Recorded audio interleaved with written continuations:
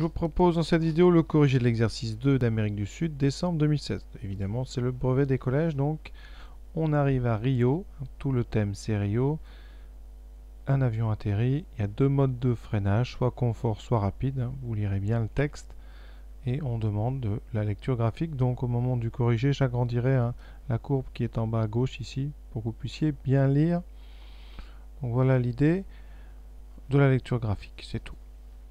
Alors première question, on vous demande par lecture graphique sans justifier une valeur approchée de la distance de freinage confort. Donc on va regarder la courbe en vert. Vous voyez, c'est la courbe ici qui est marquée freinage confort. Et on vous demande de lire quelle est la valeur approchée de cette distance si on arrive avec une vitesse de 320. Donc vous regardez, la vitesse est en bas, la distance est en ordonnée. Donc vitesse en abscisse, on arrive à 320, donc ici 320. Et on va regarder, alors on vous dit par le rapprocher. Donc ici vous prenez une règle, vous suivez les petits traits ici et vous arriverez à peu près par ici.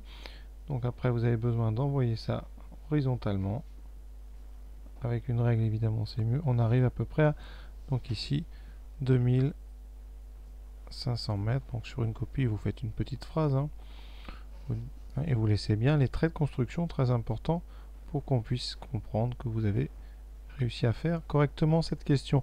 Question B, maintenant freinage rapide, donc on va regarder la courbe bleue, c'est pour vous apprendre à faire la distinction entre les deux.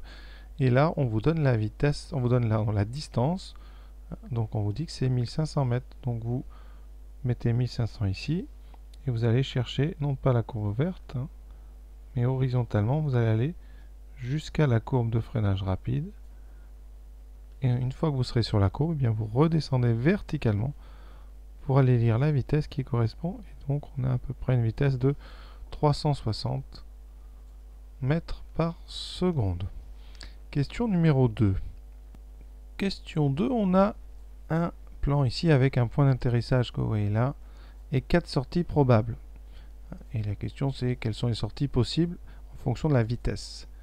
Et vous connaissez la distance, donc la première sortie est à 900 mètres, je vais écrire ça ici, deuxième 1450, troisième 2050 et quatrième à 2950. Donc l'avion atterrit à 260 en confort, très important.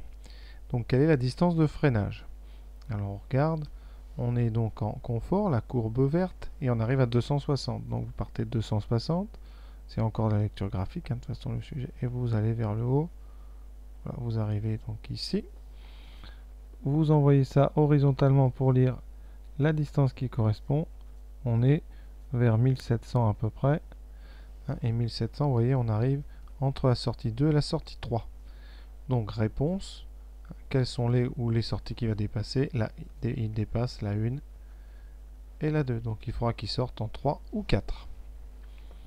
Petit problème, la sortie 1 seule est disponible, donc il faut atterrir en moins de 900 mètres. Donc changement, on freine rapidement. Quelle est la vitesse maximale pour avoir une distance d'atterrissage inférieure à 900? Donc on va tout de suite regarder. Donc on se place ici sur un 900. Là c'est approximatif quand même. Et donc on va regarder la vitesse qu'il faut quand on est en freinage rapide. Donc freinage rapide, c'est la courbe bleue.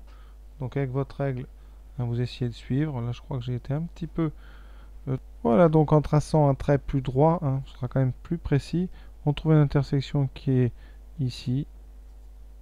Donc vous arrivez entre 260 et 280. Donc si vous voulez être en dessous de 900, évidemment, il faut ralentir un petit peu. Bon, vitesse maximale, on va dire 270. Si on veut de la sécurité, on met 260 et on est sûr d'arriver avant 900 mètres. Mais avec la précision du graphique, vous devez répondre 270 à peu près. De toute façon, vous laissez vos tracés, donc on comprendra que vous avez compris.